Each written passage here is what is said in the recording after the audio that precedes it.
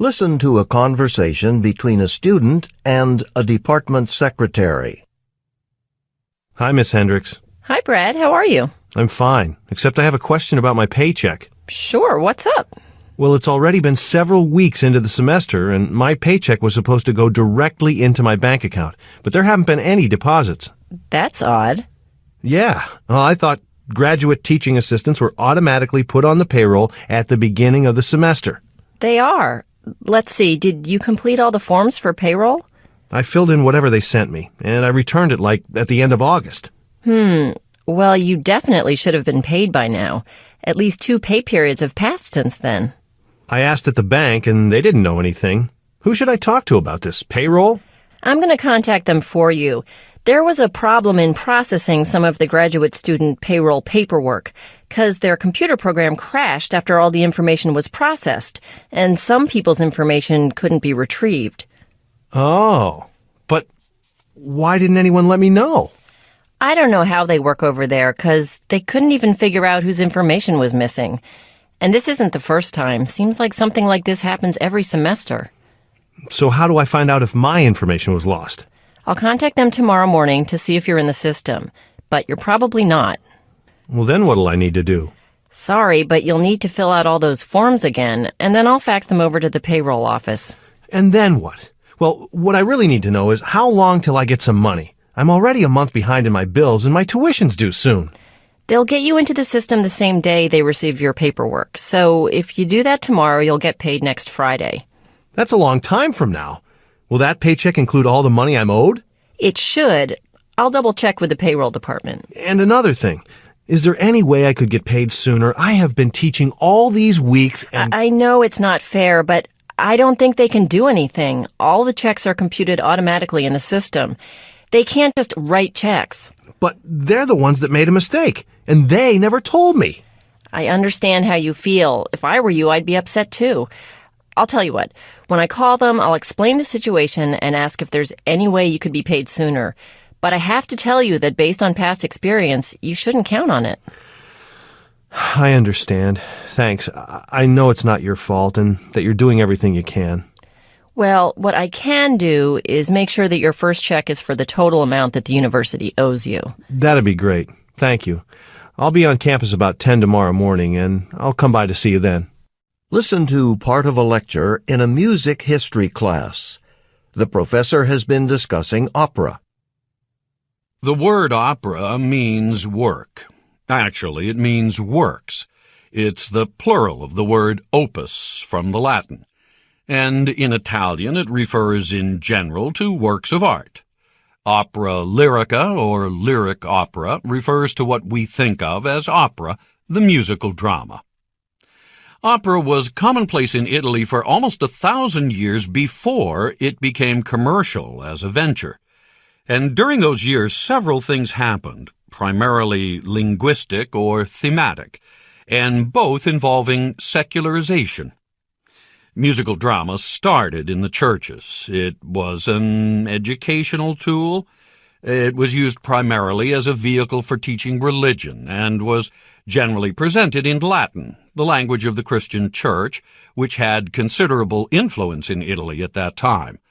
But the language of everyday life was evolving in Europe, and at a certain point in the Middle Ages, it was really only merchants, aristocrats, and clergy who could deal with Latin. The vast majority of the population used their own regional vernacular in all aspects of their lives.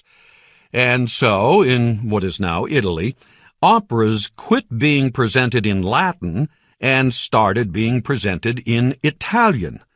And once that happened, the themes of the opera presentations also started to change, and musical drama moved from the church to the plaza right outside the church. And the themes changed, and opera was no longer about teaching religion, as it was about satire, and about expressing the ideas of society or government without committing yourself to writing and risking imprisonment or persecution, or what have you. Opera, as we think of it, is, of course, a resurrected form. It is the melodious drama of ancient Greek theater. the term melodious drama being shortened eventually to melodrama, because operas frequently are melodramatic, not to say unrealistic. And the group that put the first operas together that we have, today even, it was a group of men that included Galileo's father, Vincenzo. And they met in Florence, he and a group of friends of the Count of Bardi, and they formed what is called the Camerata dei Bardi. And they took classical theater and reproduced it in the Renaissance time. This produced some of the operas that we have today. Now, what happened in the following centuries is very simple. Opera originated in Italy, but was not confined to Italy any more than Italians were. And so, as Italians migrated across Europe, they carried theater with them, and opera specifically because it was an Italian form. What happened is that the major divide in opera that endures today took place. The French said opera ought to reflect the rhythm and cadence of dramatic literature, bearing in mind that we're talking about the golden age in French literature. And so the music was secondary, if you will, to the dramatic cadence of language, to the way the rhythm of language was used to express feeling and used to add drama. And of course, as a result, instead of arias or solos, which would come to dominate Italian opera, the French relied on what the Italians called recitativo, or recitative in English. The lyrics were spoken, frequently to the accompaniment of a harpsichord. The French said, you really can't talk about real people who lived in opera, and they relied on mythology to give them their characters and their plots. Mythology, the pastoral traditions, the novels of chivalry or the epics of chivalry out of the Middle Ages.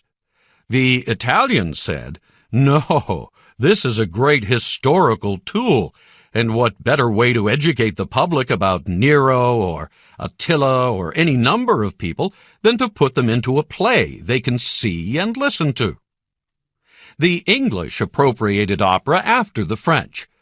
Opera came late to England because all theaters, public theaters, were closed, of course, during their Civil War.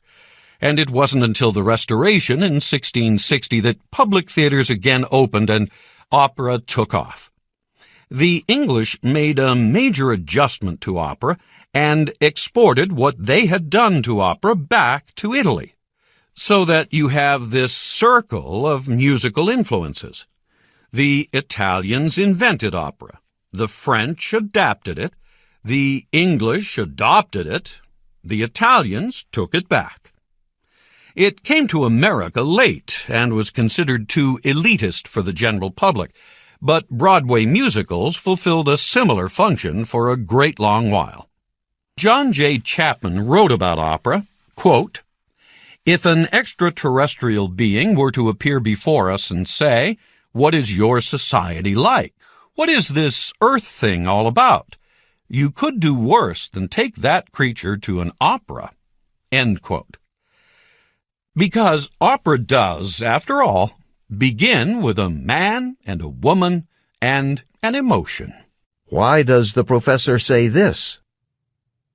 The English made a major adjustment to opera and exported what they had done to opera back to Italy. What does the professor imply when he says this? John J. Chapman wrote about opera, quote, "If an extraterrestrial being were to appear before us and say, 'What is your society like? What is this earth thing all about?' you could do worse than take that creature to an opera." End quote. Because opera does, after all, begin with a man and a woman and an emotion. Listen to part of a lecture in an environmental science class. All right, folks, let's continue our discussion of alternative energy sources and move on to what's probably the most well-known alternative energy source, solar energy. The sun basically provides Earth with a virtually unlimited source of energy every day, But the problem has always been, how do we tap this source of energy? Can anyone think of why it's so difficult to make use of solar energy? Because it's hard to gather it? That's exactly it. Solar energy is everywhere, but it's also quite diffused.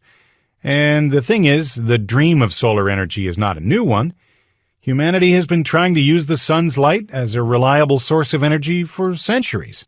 And around the beginning of the 20th century, there were actually some primitive solar water heaters on the consumer market, but they didn't sell very well. Any of you want to guess why? Well, there were other energy choices like oil and natural gas, right? Yeah, and for better or for worse, we chose to go down that path as a society. When you consider economic factors, it's easy to see why.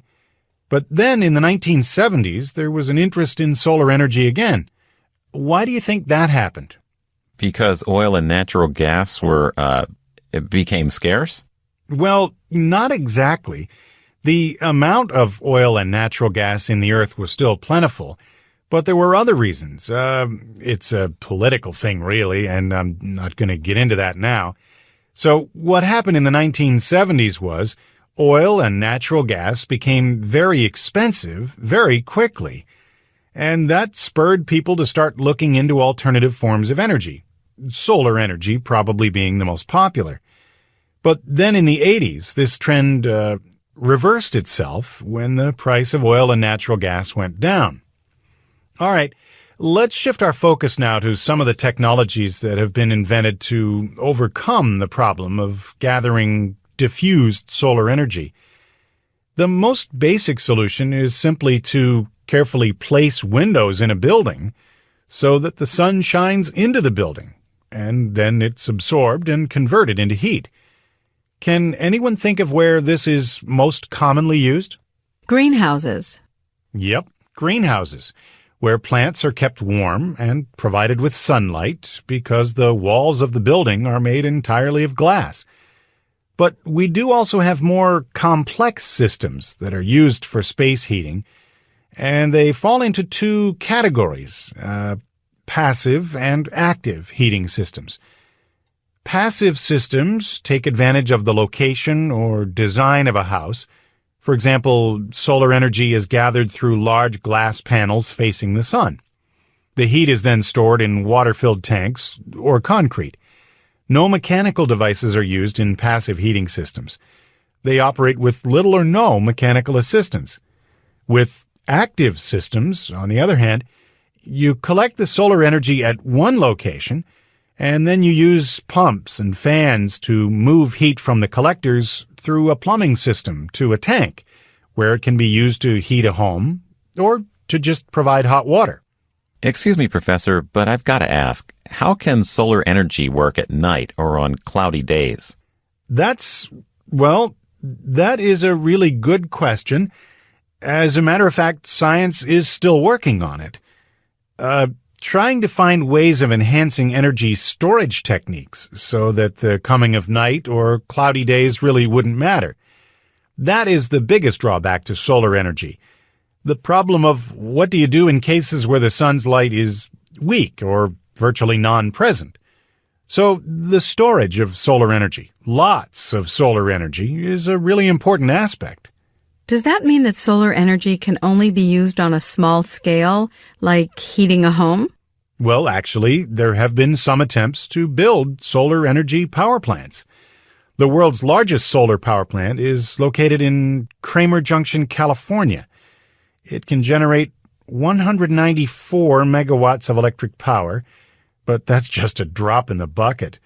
Right now, the utility companies are interested in increasing the capacity of the Kramer Junction plant, but only time will tell if it will ever develop into a major source of power for that region, considering the economic and political factors involved.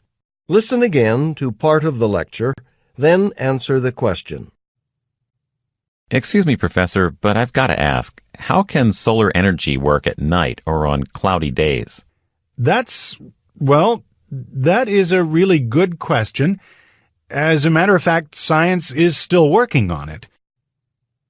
What does the professor mean when he says this? That is a really good question.